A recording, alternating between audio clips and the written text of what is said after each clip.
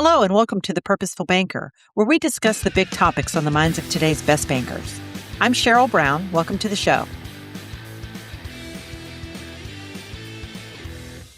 It's no doubt that one of the topics that's on the minds of just about all of us is AI. It's become such a hot topic, in fact, that at Q2, we've spun up a whole new podcast hosted by our CTO, Adam Blue, to focus solely on AI, what it means for banking, what it means for software development, and how it's showing up in real ways at Q2 and at the financial institutions we serve. The podcast is called Cut to Context, and today I'm sharing one of the recent episodes to give you a taste of what to expect when you tune in.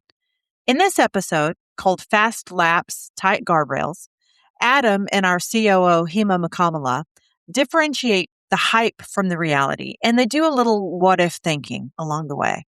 It's a great conversation. I hope you enjoy it. Hey everyone, welcome to Cut to Context. Joining me today, Hima Mukkamala. I'm Adam Blue. We're both here from Q2, and today we're going to talk about the AI hype cycle. This is a big topic, so let's just get right into it. Hima, where do you think we are? Where do you think we are in the hype cycle? Every hype cycle, I think about it, starts with a lot of innovation triggers, or one innovation trigger. With the AI hype cycle, it feels like a bunch of hype cycles happening like with a small sequence in between. Mm-hmm. But seems to be a lot of innovation triggers, starting with the LLM trigger, the Cloud Code trigger, and I'm sure there's a few more to come. But if I aggregate all of them, I feel like we are starting to taper down from that hyper-inflated expectation and getting closer to starting to taper down to that trough of disillusionment before they start like the standard adoption curve. That's what's unique, about this cycle. Maybe it happened even with that internet wave, but I felt like Mosaic as a browser sort of was a peak, and the internet just combined and became that trigger in the 94, 96 timeframe. And that took 5-6 years to get through the cycle before being productive usage. Here, I feel like there's more triggers, but I do feel like in a much more compressed way, we've quickly come to that peak of people recognizing, resetting their expectations of what is it really going to give them compared to the early, really hyperinflated expectation. Yeah, I think that's an interesting way to think about it. So I remember sitting in a conference room and a guy telling me that his data centers were the best because they had guys with machine guns at the data centers. And I thought, this is probably the end of this. This is probably where it's getting a little crazy. I'm not sure we've hit the guys with machine guns in the data centers moment with AI yet, but it does feel like there's a lot more anti-momentum kind of press right now. Not hey, give up, this is dumb, it's pointless. But there's just a lot more. This may not be as easy as we thought it was going to be. It may be more challenging to pull things out, maybe more challenging to get to real value. But I agree with you. I think there's an overlap of a bunch of smaller cycles happening. So on any given day, you can go find evidence that AI will be the most fundamental technology ever to impact humankind, or that it's a total fraud. And it's unclear which one is really true. So that's been really fun. Super. Yeah. And especially trying to deliver that software for our industry day in and day out.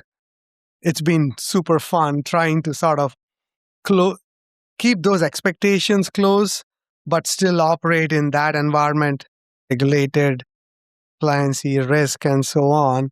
But it is interesting. I was telling someone, having come from early 96 at a SQL Server kernel company, writing assembly, C, C++, how excited I was when the internet wave was starting.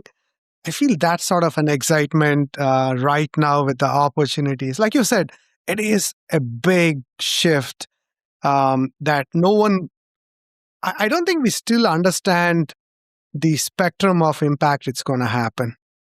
I do feel like It's an interesting dichotomy. I don't know, Adam, how you think about it. One part of it is like the hype cycle and how it's been overhyped, but the other part of it is we just don't know the end of how much impact it's going to have. And that part of me feels like we probably don't know how big it is. I agree. I think the things we have not yet discovered will outpace everything we know already in terms of impact. So we're just so early still. Yeah. So that brings us to the next thought, which is fast, safe, or can you have both? Where do you come down on that dichotomy? It is that innovation challenge, right? How fast you go, but it depends on, I think, that not just the industry you play in, but the team you are in. Like, it's always a reflection of who you're trying to serve. And like today, I came out of an hour and a half session with a bunch of engineers and product managers who were able to innovate and show that extending an existing feature took an hour and 15 minutes. I don't know how they got that specific, but they were like, man, this is a game changer. And so I think the cycles that we go through have to be fast so that we understand what's the best way to bring that technology, make our jobs easier, give that value to the customer, but also learn how to make it safe, right? We cannot go too slow to try to make it safe, but so we got to do those revisions internally as fast as we can, and we're seeing that, right? The technology, like how easy it is. I just enabled Atlassian Jira MCP within my Cloud Code, and it was so straightforward, right? How hard it would have been before MCP came out, OAuth in MCP came out, it would have been so much harder even 4 weeks back, right? So we have to go fast internally so that we can sort of put those guardrails in place so that we can deliver the safe outcomes.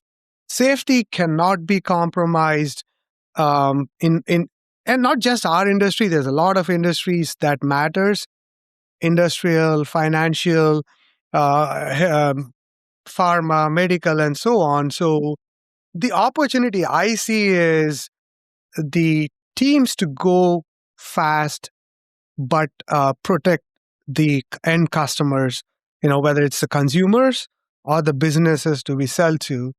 And I think that's where some of these, when I say we're still not at that productive in the hype cycle, we're still not there with all the tools to get us that very seamless, high utilization from a production standpoint, because the tools are more on going fast. The environment is not there yet to go make it like ship it to 28 million consumers. So that is where it takes a little bit more time. But I think it's just a matter of time, right? When we get there to get that truly safe deployment sort of environment in place. So it is. And I'm curious to what you think about it. Having seen this industry for a long time, this is probably one of those moments where we are having to go fast, faster than what we thought. And so then how do the customers react to the pace at which the market is asking? I think they probably have the same challenges versus the longer cycles that were there in the past. So I'm just curious what you think, but it's an interesting place for someone operating a software stack to be in, this combination of fast and safe. But that's where I feel like great companies do well. Yeah. I think you can operate at one velocity internally, and then you can really curate and gate what you ship. And as it gets easier to build things, it's not getting easier to ship them effectively yet. I think it probably will. I think it will. I agree with you on that. But what I would say is it used to be, and we talked about this in another episode of this podcast, it used to be everything we built had to work and had to land because it was expensive to build. So we'd spend a lot of time figuring out what's exactly the right thing to build. Now we can build 3 or 4 things, figure out which one works, is secure, is safe, and then focus on getting that shipped. And then the other things, you retool them, you rethink them, maybe you discard them. But as it gets cheaper to produce, it becomes more about curation and more about like a creative portfolio and less about, man, every feature we deliver has to hit because we can only deliver 5. What if I can deliver a lot of features? And so I can actually pick and choose the ones I really want to ship. And that brings us to the next thing I want to talk about with you a little bit today, which is there's a big difference between using AI and feeling, right? Like a super developer, like all of a sudden you're this hero, right?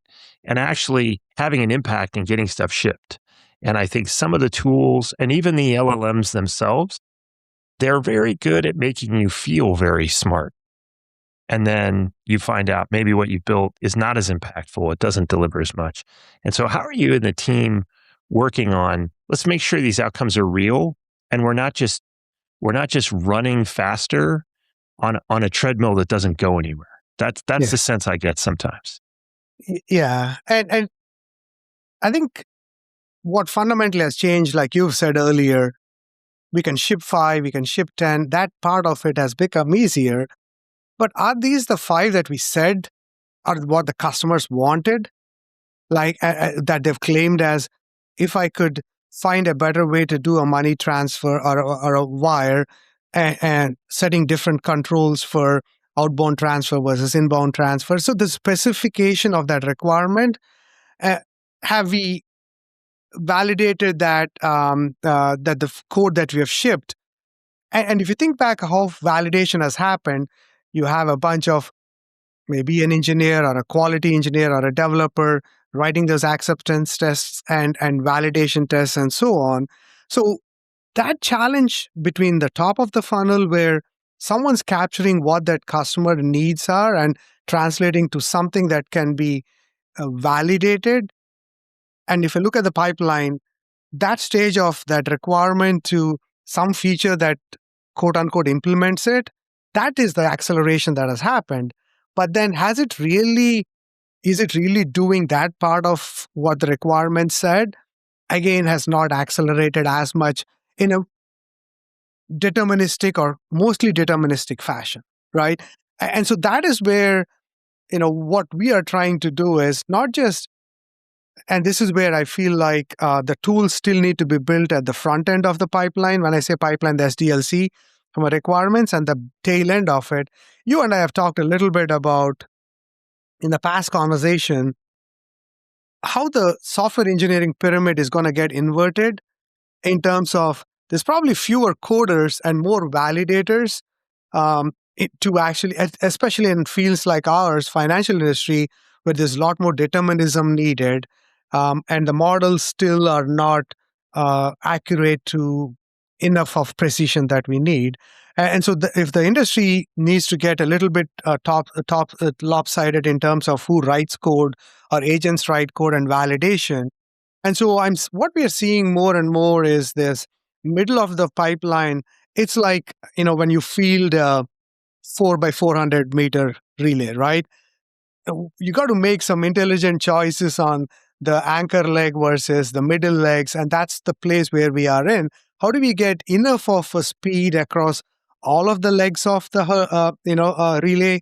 But and so some of the things we are thinking about is how do we invest more in sort of the model risk management? How do we accelerate the validation cycle of it? And this is where human in the loop is still turning out to be as important, especially on the validation side of it, right? Obviously, the tools are giving us a lot more of these. You could do 100% unit testing with Claude Code, but is that giving us a functional validation that our customers expect to be a safe? It's not yet, right? And so that tool chain is where I think the production readiness of this entire end-to-end pipeline still needs to come in being able to ship as fast as what we can deliver. I think on the requirement stage, I think that's probably one of the areas where we got to figure out from a customer input standpoint, like something we've always done, right? Should we do focus groups every week with customers to get the requirements pipeline fine-tuned? Or, it's going to take a lot of cycles for that validation from the end customer standpoint. Earlier on, we had a 3-month pipeline, a roadmap, or a 6-month roadmap, and there was a longer planning cycles, and it was more easier for the customers to engage. So how do we change the top of the funnel validation of requirements or the bottom of the production or pre-production early access validation? So we're starting to build more tools that actually help the end-to-end life cycle, although the middle is the one that got accelerated over the last few months.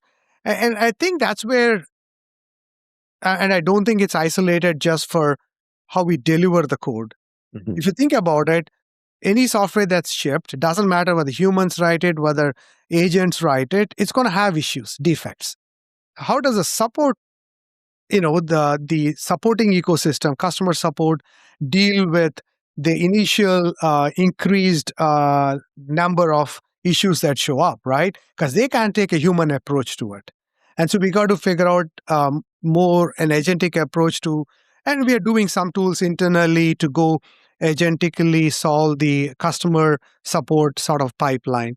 So those are the steps that still need to be crystallized more. If you think about the overall software pipeline beyond purely build, define, deliver the code to implementation and the support lifecycle, I think that is where, but it'll happen much faster than what we have done in the past, and that's where we are focusing on trying to bridge between these other roles that exist in a software pipeline. Yeah. So as we get better at using agentic approaches to generate code, and as the actual typing of the code, debugging it, and then validating it and getting it checked in becomes less and less expensive, right? The whole software development lifecycle is built around that thing being really expensive. The way we gather requirements, the way we test, the way we ship, whatever we do, all presupposes that the coding of the thing is the hard part. And we all kind of know it's not. We pretend like it is, but it never really has been. I wonder, maybe instead of having one set of people go ask customers what the requirements are and then statically committing them to a document, having another set of people interpret what those are and communicate them to an engineer, and then having an engineer translate those. What if an engineer and a customer just got on a Zoom call and just vibe coded a feature? What if you cut out that whole nonsense process loop that's basically designed to slow the process down so that you can control what developers are working on? And so I like this idea you said, why don't we just have a focus group once a week where we sit with customers and build features? And I'm wondering, maybe we get even more radical. Like, I'll just throw this out. This is probably not possible, but I'll throw it out there. What if we just have 2 engineers get on the phone with 2 customers and build the feature that the customer most wants on that day? Yeah. Do it. Like, doing it may be faster than talking about doing it. And if you can vibe code it, or agentically code it, or whatever the word is this week, why not just do it? And then it was inexpensive. So if you don't like the way it turns out, you just don't use it. You throw it away. It's okay. It's funny you mentioned this. You and I are old enough to know pair programming and all the techniques that were used, and they had their time, they went away. But you are describing exactly what we thought, 2 people sitting together. But the problem was there were 2 people sitting next to each other for like days at a time to do a small feature. Yeah, that's no good. That's no good. But now, exactly to your point, the time it might take a customer to write down a requirement of what they want from the platform, they could just sit with a pair program or pair agentic coding. I don't know. We got to come up with a new term for it, and actually do it and show it. I mean, we may not ship it to production, but I think at least we could get 90% of the way to make sure it meets the requirement that the customer is looking for. I think that needs that close conversation with the customers on how do we get those pair focus groups going? But I think even if you don't get the customer in place, I think something which we're trying to do internally is this life cycle of a product manager and an engineer and a quality person. I think that at least we are trying to do it internally, where how you take a requirement to how you write the code to how do you test it, short circuiting that probably bridges even if you don't get the customer. But to your point, if you can get the customer to sit on a call with a product lead manager and an engineer, and just the three of them, three in a pod, ideate and create the first PRD, and that's just generate it and show it, man, that would be incredible for the customer and for us. Yeah. I don't know. We got to come up with a name, maybe trademark it. Yeah, something. Yeah. None of the names for this new thing are any good. I think nobody's really hit on something we like yet. I heard vibe coding is no longer the fun name, because I thought I was being cool and kept saying vibe coding, and someone said, don't use that word. And it was just like a month ago. I know. That's the problem. It's all moving. It's just moving too fast to stay. Yeah. Yeah. One of the things I've heard you say that I really like is sometimes close enough is good enough. There's this notion around like perfection or really polishing something. And I think there's times when that's fantastic, but I also think there's times where I feel like getting the feedback on something incomplete, and it takes some courage to do that, because you're going to hear about stuff you don't want to hear about, but having the bravery to show something unfinished so that someone can have input into it before you finish feels like it could be really powerful.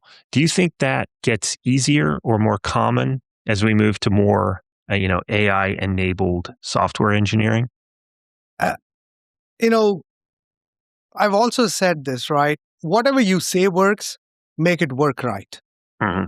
Right? So if you show, and if you look back about why customers were hesitant to take 80% of it, was because it took them a lot of cycles to get it in place, try it, deal with all the issues, change it. So that life cycle was just a long life cycle. But I feel like now, going back to what you brought up, right?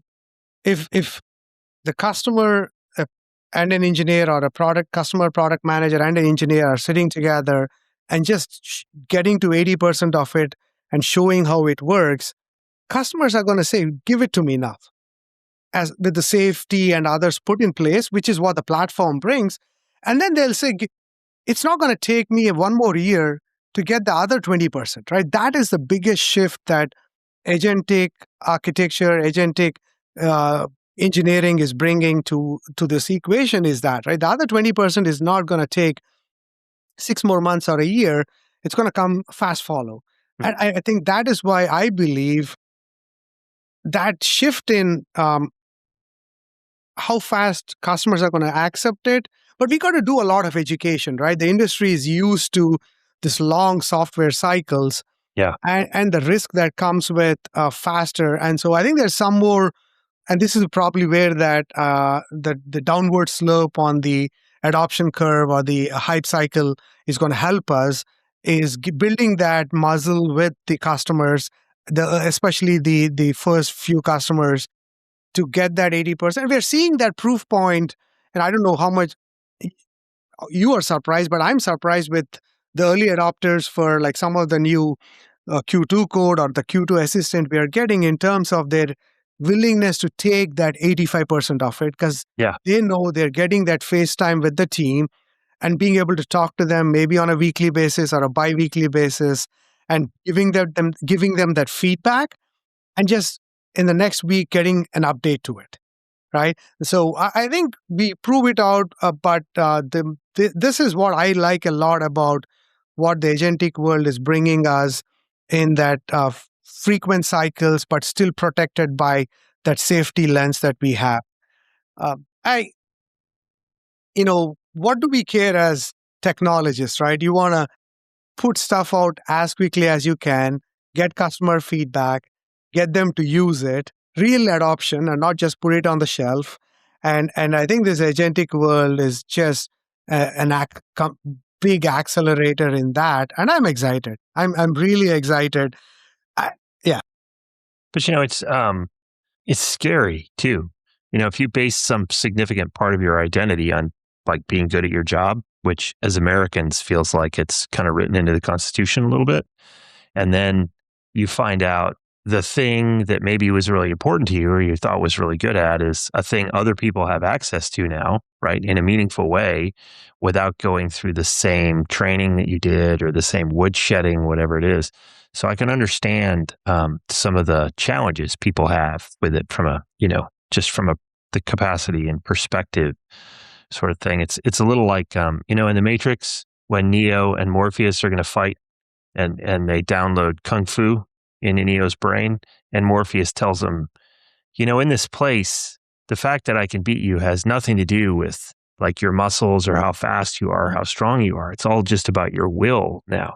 And so when I think about people vibe coding or using these tools to do things, it's like, it's very liberating, right?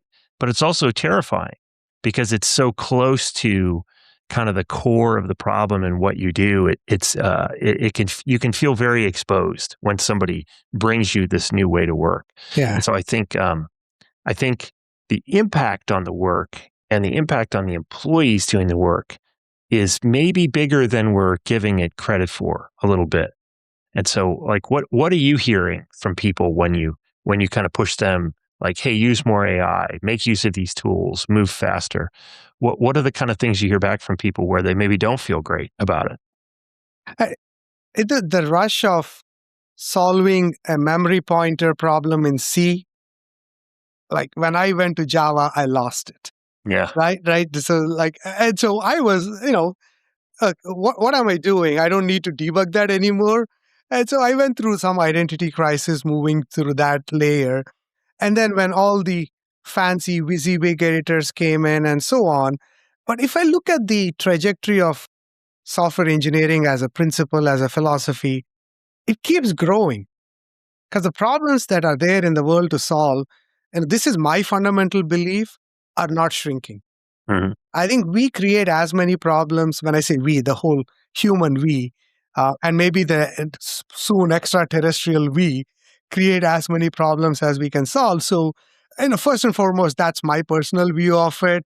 And just a plug, I think we are hiring a lot of new grads because they are going to have to deal with all these issues. I want them to be ready with the tools and then understand the problems we're trying to solve.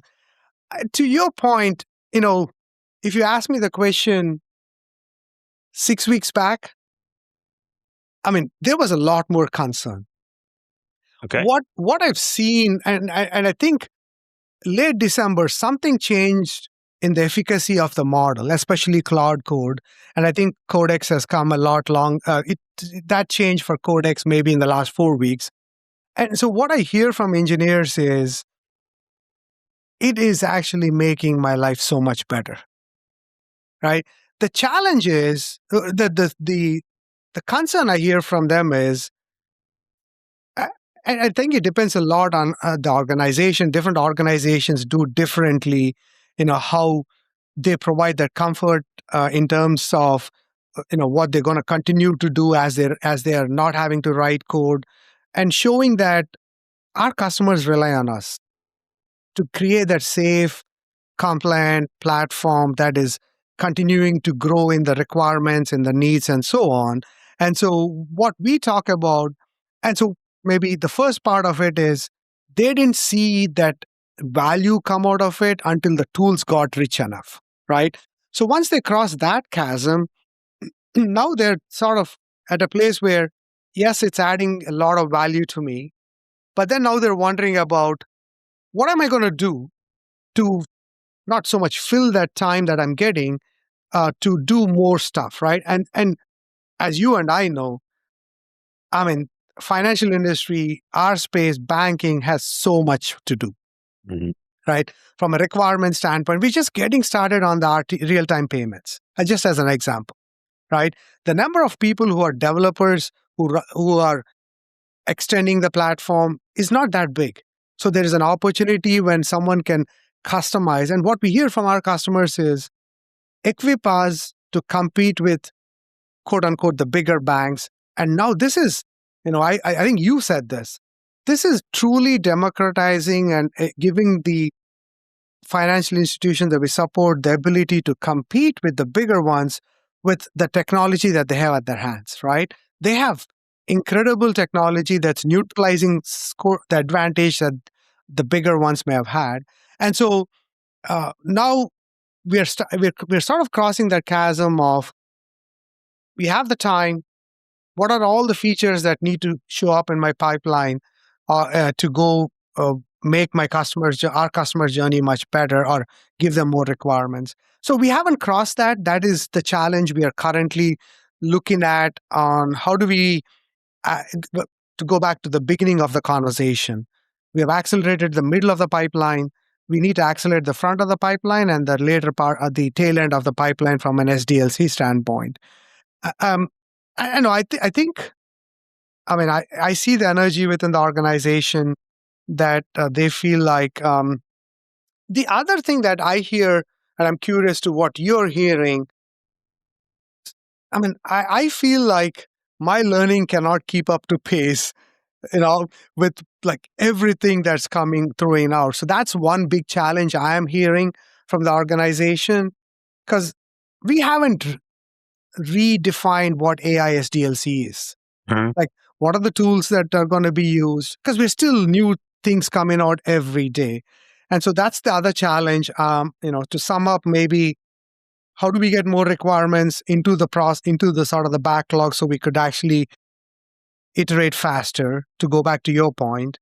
And then the second one is, when are we going to get stable in how we do stuff? And that is probably not there yet. It'll take a little bit more time. I don't have a crystal ball on that one in terms of when are the tool chain going to standardize, stabilize that we have a new way of AI SDLC. Yeah, that may end up being, at least for a couple of years, the strongest differentiator is how well can you evolve your SDLC to take the maximum advantage of the AI tools that are available and the new ones that become available. Yeah. Because what end users care about is what's the use value of the software, right? I remember once I was going to buy a guitar amplifier so I could play electric guitar badly, but more loudly.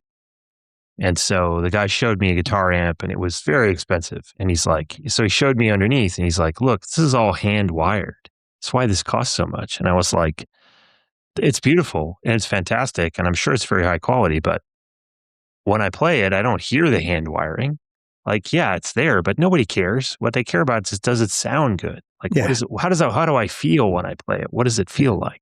And so at some level, I don't know that end users really care whether software is hand coded by humans artisanally in small batches up in Portland, on a farm full of fluffy sheeps, or if they want the experience they want. They want you to solve their problem. They want the software to feel good to use.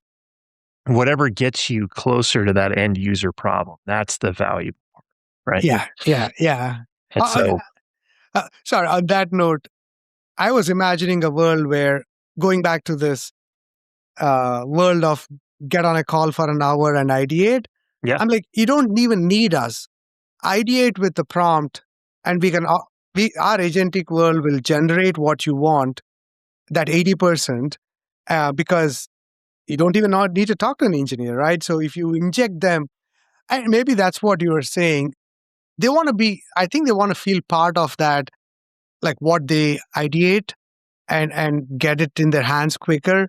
And so that's what I was imagining, a world where they talk to the platform, Whisperflow or one of those fancy, voiceover things. Yeah. And then, if you're writing code by talking to your agent, maybe they can do the same thing with requirements, and just generate 80% of the app and show it to them and say, "Are you good?" And then we jump in, right? That the safeguards at the end of the pipeline, because they don't really care how we write code. You are absolutely right. As software engineers, like you said, we put a lot of emphasis on. It is a craft, but the craft people think it's in the code writing. the craft is in systems thinking, Yes. right? That is the essence of, in my mind, software engineering. And people just think, oh, code is part of it. How systems talk to each other, how are they put together? How do you tell the AI to bind these things together? That is where the craft lies, and that is not going to go away.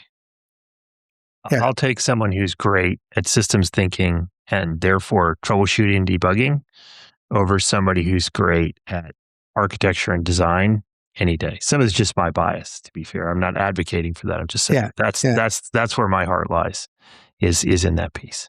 All right. Yeah. Well, thanks very much, Hima. This was fantastic. Really appreciate you being on the podcast today. One of the things we do here is we leave everybody with a reference to something they can consume, a piece of art or media or music. And so today I'm going to recommend, there is a band called Neutral Milk Hotel who did a fantastic album called In the Aeroplane Over the Sea on a label called Elephant Six Records. And it was like this really fascinating distillation of what sounds could be considered music. It's like a very raw album by a fantastic artist. And it changed, like I listened to it and I hated it. And then I listened to it again and I liked it a little bit. And now it's maybe one of my favorite albums. But it changed what I thought about what could be music in the same way that I think, that AI has changed what I thought software development could ever be. And it's kind of liberating. It's kind of exhilarating to just throw away all the shit I was sure I knew, because it's not true anymore. Yeah. It maybe never was true, but now it's really not true. So, In the Airplane Over the Sea by Neutral Milk Hotel, today's recommended listening to go with the podcast. And thanks again, Hima Mukkamala, for joining. And thanks for joining us on Cut to Context, available wherever your fine, high quality podcasts can be found. Thanks, Adam. Again, that was Cut to Context, Q2's new AI-focused podcast with Adam Blue. You can find it on Apple and Spotify, and there's a video version on YouTube. I hope you'll check it out and subscribe. Until next time, this is Cheryl Brown, and you've been listening to The Purposeful Banker.